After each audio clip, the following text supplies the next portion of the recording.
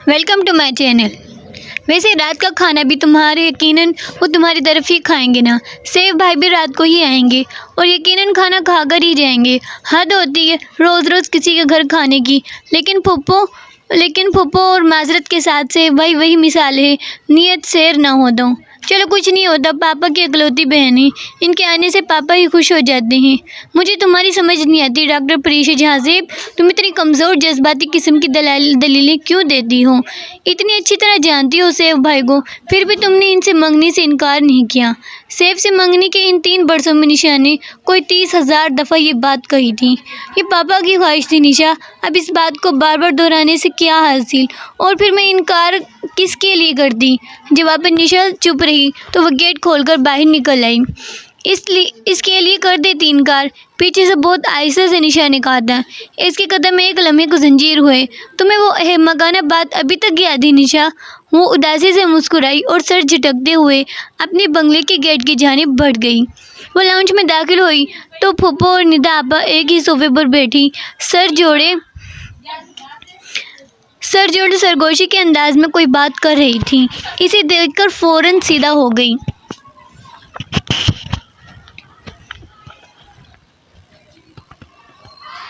तुम किधर गई थी? निदा आपा और फूफो ने इसे जाते नहीं देखा था क्योंकि वो किचन के पिछले दरवाजे से बाहर गई थी। वो निशा की तरफ गई थी। इसके कुछ बर्तन रहते थे। इसने बताने से गुरेज किया कि बर्तनों में बीफ चिली भी था। सुनो परी, ये ज़्यादा मेलजोल ना रखा करो इन लोगों से। बुरा मत मानना मगर तुम्हारे मामू की लड़की बड़ी चलतर है। माँ भी ऐसी है इसकी। देखने में इनसे मासूम कोई नहीं लगता और अंदर से पूरी है ये। और वो निशा तो जब भी मुलाकात हो सीधे मुंह बात ही नहीं करती। निशा और मुमानी जान के बारे में वो इस किस्म की गुफ्तगू कभी ना सुनती अगर वो इसके ससुराल वाले ना होते। जी मैं ज़रा चाय ले आऊँ? वो आइसगिस के कहकर किचन में चली आई। वही ट्राली सेट कर रहा था और ट्राली को देखती रही। इसके जहन में ख्यालात का हुजूम था। वो जानती थी फूफो निशा और इसके मामू मुमानी के मुतालिक ऐसी बातें क्यों करती हैं। इन्हें डर था कि कहीं मामू और मुमानी जहाज़ेब साहब पर दबाव डालकर सैफ और परीशा की मंगनी ख़त्म न कर दें। परीशा के ख्याल में ये नामुमकिन था क्योंकि अव्वल तो मामू और मुमानी इसके किसी मामले में दखल नहीं देते थे। अगर देते भी तो सिर्फ और सिर्फ परीशा के कहने पर, इसकी मर्ज़ी के ख़िलाफ़। वो भी कभी भी जहाज़ेब से कोई बात न करते। इस मामले में बोलने का हक़ अगर इसने मामू मुमानी को देना होता तो 3 बरस पहले ही दे चुकी होती। फूफो को निशा लोगों से दूसरा खौफ ये था कहीं निशा परीशा को इनके ख़िलाफ़ भड़का ना दे क्योंकि निशा और मुमानी खासी साफ गो वाक़या हुई थी। बकौल फूफो के मुँह फट बदलिहाज और बदतमीज़। हालांकि परीशा का ख्याल था जितनी स्वीट और केयरिंग मुमानी थी और जिस तरह इसकी मम्मा की वफ़ात के बाद इन्होंने इसका ख्याल रखा था कोई सगी खाला भी न रख सकती। बाजी ये ले जाए। वहीद की शर्मीली सी आवाज़ में इसकी खालत के भंवर से बाहर निकल आई। इसने कदर चौंकर इसे देखा और फिर सर झटक कर ट्राली थाम ली। हे परी बेटी, ये क्या लड़कों की तरह जॉगर्स पहने फिरती हो? कोई सैंडल या हील वाली जूती पहना करो। चाय के साथ मौजूद दीगर लवाजमात अपनी प्लेट में भरते हुए फूफो ने हर बार की तरह इसके जॉगर्स पर एतराज़ किया। और क्या, वो पर्पल वाली सैंडल ही पहन लेती जो तुम्हें सैफ भाई ने लेकर दी थी। निदा आपा अपने बच्चों को केक खिलाते हुए बोली। वो इन्हें क्या बताती कि सैफ की पसंद इससे बहुत मुख्तलिफ है। वो शौक रंग और ज़ाहरी चमक दमक को देखता है जबकि वो सॉफ्ट कलर्स और क्वालिटी को तरजीह देती थी। जी बेहतर।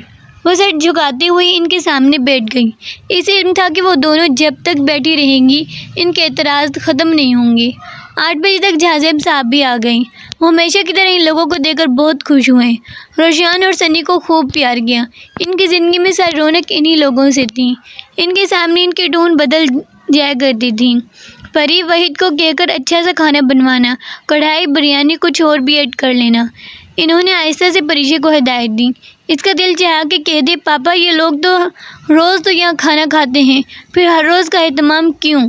मगर वो जानती थी पापा इन लोगों को कितना अजीज़ रखते हैं। सो वो इन्हें बातें करते छोड़कर खुद किचन में आ गई। फूफो की फैमिली हर दूसरी शाम यही होती और इसे कभी भी इतनी कोफत नहीं होती जितनी आज हो रही थी। शायद इसलिए कि आज निशानी से बरसों पुरानी एक भूली बसरी बात याद दिलाती थी। पुरानी यादें, टूटे ख्वाब بکھرے سپنے ہر انسان کو تھکا دیتے ہیں۔ اس پر بھی عجیب سی تھکن اور بیزاری طاری ہو رہی تھی۔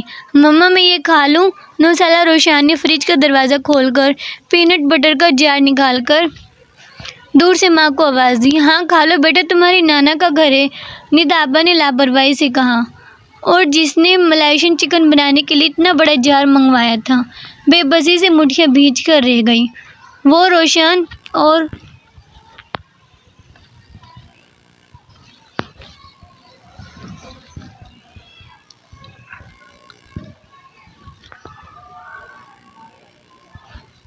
سنی کو ٹوک بھی نہیں سکتی تھی۔